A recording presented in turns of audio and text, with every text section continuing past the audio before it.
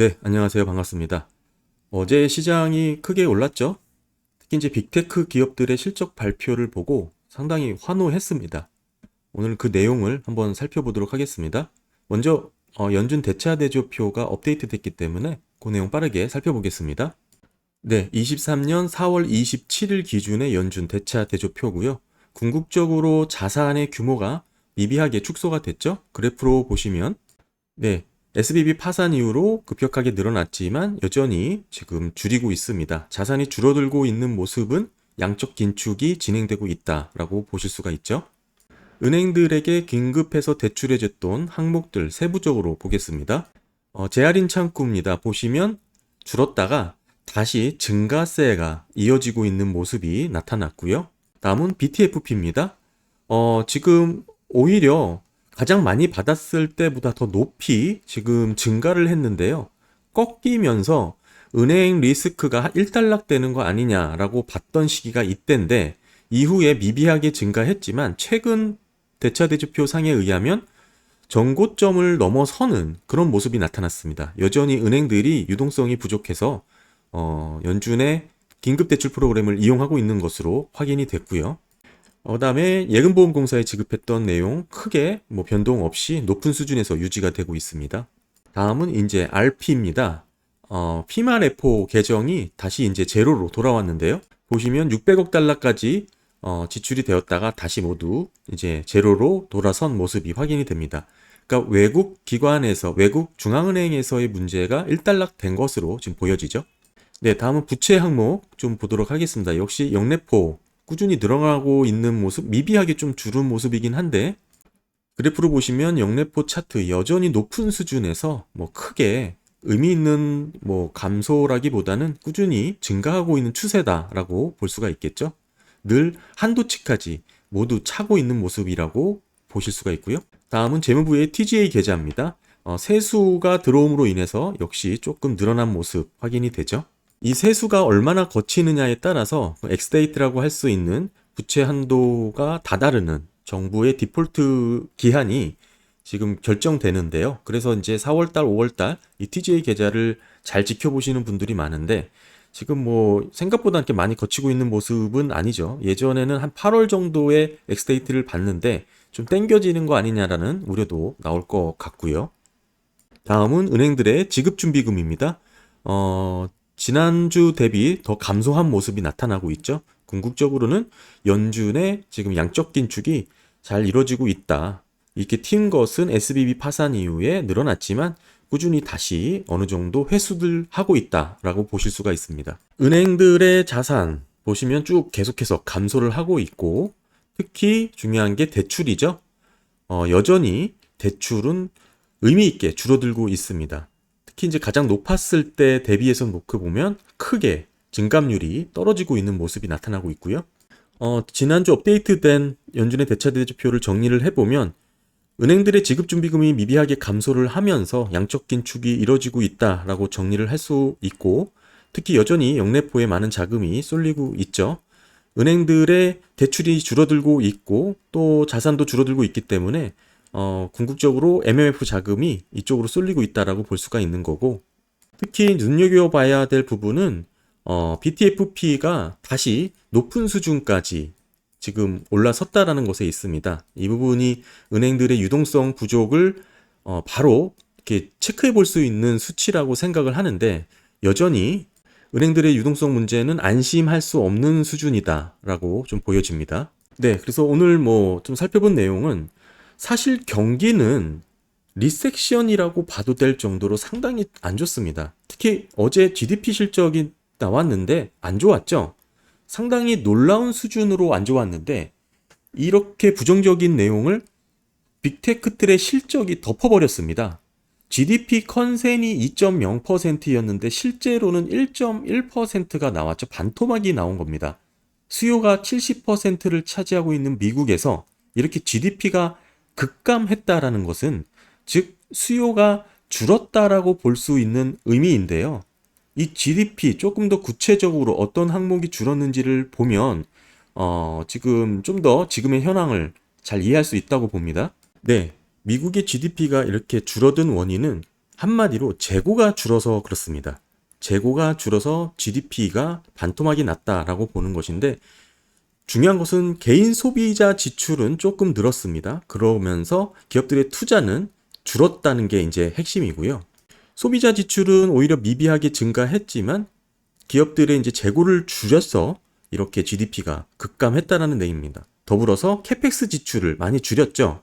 미래 성장을 확보할 수 있는 기계장치 투자라든지 뭐 이런 투자 지출에 있어서 많이 반감된 모습이 나타났습니다. 한마디로 작년까지 GDP가 견고하게 나왔던 원인 중에 하나는 재고 증가에 있었는데 지금은 정반대의 모습이 나온 겁니다.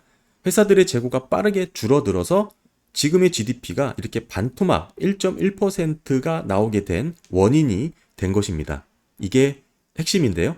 현재 시장은 재고가 줄어서 회사들의 건전성이 개선되었다고 보는 것입니다.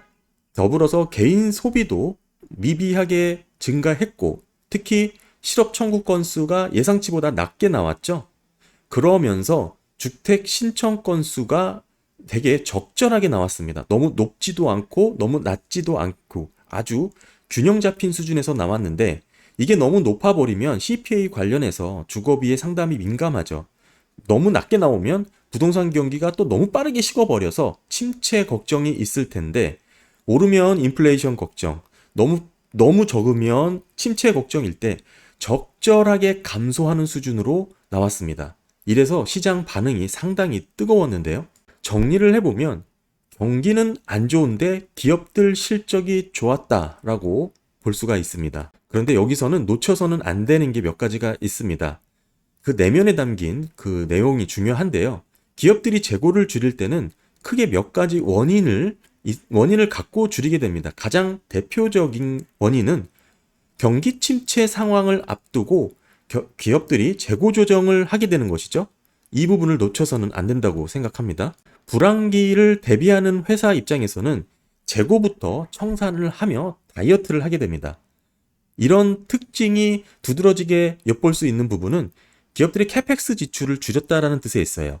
미래 성장을 위한 투자를 줄였고 그 다음에 재고 조정이 이루어진다는 뜻입니다. 딱 지금의 상황이죠. 실질 이 수치는 GDP 항목에서도 확인할 수 있습니다. 민간 투자가 많이 줄었습니다. 투자가 준다는 건 경기 전망이 부정적일 때 하게 되는 대표적인 경기 선행 지표죠. 구글, 마이크로소프트, 아마존, 메타 등등의 실적이 지금 장을 끌어올렸는데요. 시장 컨센을 비트했다. 그래서 아주 이게 좋은 성적인지는 개인적으로 모르겠습니다만 시장은 반응을 했습니다. 사실 이번 주 초반 하더라도 은행권 리스크가 두드러지면서 상당히 주식시장이 급감하는 분위기였는데 어제 실적 이후에 마지막 축배를 드는 모습처럼 최고 수준으로 이렇게 뿜었는데요. 다시 한번 말씀드리지만 저는 무조건 시장을 나쁘게 보는 그런 비율을 갖고 있지 않습니다. 22년 하반기에는 그렇게 심리가 투심이 꺾였을 때 저는 적극적으로 주식 투자를 확대했습니다. 지난 영상 꾸준히 보시면 아실 테고 다만 그때와 지금은 많이 다르다는 것을 꾸준히 지금 강조하고 있는데요. 이 부분을 놓쳐서는 안 된다고 봅니다. 그리드플레이션이라고 탐욕을 의미하는 그리드와 인플레이션의 합성어가 그리드플레이션이라고 지금 대두가 되고 있습니다. 기업들 실적이 견고하다라는 주장에 대해서 다르게 보는 의견인데요. 이 탐욕 인플레이션에 대한 내용 상당히 불편할 수 있는데 물가 상승으로 인해서 기업들이 실적이 어려워질 것이라는 전망이 많았는데 나름 기업들의 실적이 건실하다는 평가를 받고 있습니다. 특히 23년 1분기 실적 지금 중요하게 들여다봐야 된다고 언급했었죠. 근데 지금까지는 전반적으로 나쁘지 않다는 평가가 주류입니다. 이제는 시장의 우려는 금리보다는 경기 침체에 있습니다. 침체는 기업들의 실적, 즉 실물 경제에 영향을 미치는 부분이기 때문에 그런데요. 최근 실적에 대한 평가가 나쁘지 않았다라는 것은 경기 침체가 없거나 약할 수 있지 않을까라는 내용입니다. 물론 지금 시장 컨센을 상회했다라는 내용이 시장의 전망치를 너무 낮춘 거 아니냐라고 부정하시는 분들도 있지만 근본적인 것은 기업들이 ASP죠. 판매 단가를 높여서 실적을 유지했다라는 내용이 주류입니다. 이 말은 높아진 비용이 고스란히 소비자들에게 전가되었다는 뜻인데, 이게 성장이 둔화되는 침체 국면이면 기업들의 이익이 감소해야 됨에도 불구하고 뚜렷한 경기 침체 시그널이 나오고 있음에도 기업들의 실적이 증가하는 모습이 나타났다라는 것에 지금 원인이 있습니다. 이제는 V자 반등을 고려하고 있는 상승 랠리론자들은 그렇게 전망하기도 하는데요. 한마디로 경기는 안 좋아도 기업들의 실적은 좋아질 수 있다. 그 부분에 베팅을 한 것이죠. 결국 이렇게 베팅을 할 수 있었던 것은 기업들이 P를 높인 결과죠. 가격을 높였습니다. 비용이 증가하면 가격을 올려 소비자에게 떠넘기면서 원가 상승분보다 더 많은 이익을 올리고 있는 그런 모습입니다. 이 부분이 기업들의 실적을 분석해서 따져보면 인플레이션이라는 이유를 핑계 삼아 과도하게 가격을 올린 것이 적지 않게 많이 밝혀졌는데요. 비용이 증가했지만 그 비용 전가분을 소비자들에게 오롯이 떠넘긴 것입니다. 결국 소비자들의 주머니가 가난해지는 구간에 들어섰고요. 이런 모습들이 전반적으로 확대되고 있는 시점입니다. 곧 시차를 두고 경기 침체를 불러일을 것이다라는 내용인데요. 단순히 기업들 실적이 좋다고 아니할 수준이 아니라는 뜻이죠. 그도 그럴 것이 우리가 관심 갖고 지켜보는 기업들 대부분은 글로벌 주요 기업들에 국한됩니다. 특정 일부분에 시장 지배력을 갖춘 기업들이 많습니다. 따라서 왜곡된 시장 실물 경기를 제대로 보여줄 수 있다고 보기는 어려운데요. 미국의 소비 심리를 파악해 보는 게 의미가 있습니다. 소비자 심리 지수, 미시간 소비자 신뢰 지수를 보시면 지금 코로나 국면에서 100을 기록했다가 쭉 떨어졌죠. 이전 좀 10년 시계열로 확대를 해서 보더라도 80 이상 부근에서 머물던 소비자 신뢰 지수가 최근에는 60 부분에서 이렇게 머물고 있습니다. 다음은 컨퍼런스 보드 자료인데요. 이 빨간색 라인이 중요합니다. 소비자 기대치입니다. 2013년 이후에 지금 최저 수준에 머물고 있습니다. 지금은 다소 오른 수준에 있긴 하지만 여전히 낮은 국면에 있고요. 소득이 증가한다든지 고용에 대한 안정성이라든지 전반적인 비즈니스 사업 여건에 대한 소비자들의 단기 전망을 근간으로 이렇게 기대지수가 평가가 됐는데 이게 현재 66 부분에서 머물고 있죠. 한마디로 성장은 둔화될 것이고 경기 침체 위험은 증가할 것이다라고 소비자들이 평가한다라는 뜻입니다. 소비자들의 소비 지수는 부정적으로 보고 있다는 뜻이고요. 또한 이 부분은 소비자들이 향후 6개월 동안 지출에 대한 비중을 늘릴 것인지 줄일 것인지에 대한 설문조사입니다. 지출이 늘어날 것이라고 응답한 비중이 현저히 낮습니다. 즉 지출을 보류하거나 줄일 것이라고 응답한 부분이 압도적으로 차지를 했고요. 아까 은행들의 대출이 감소하고 있다고 말씀드렸지만 이 부분은 M2 유동성 관련해서도 확인이 됩니다. 제가 여러 번 보여드렸던 자료인데 23년 3월 기준 마이너스 4%입니다. 즉 지금 이 그래프 상에서는 이렇게까지 떨어진 적이 없었고요. 한마디로 유동성이 풀리고 있는 국면이 아니다라는 뜻입니다. 사실 이 연도보다 더 앞으로 당겨보면 이렇습니다.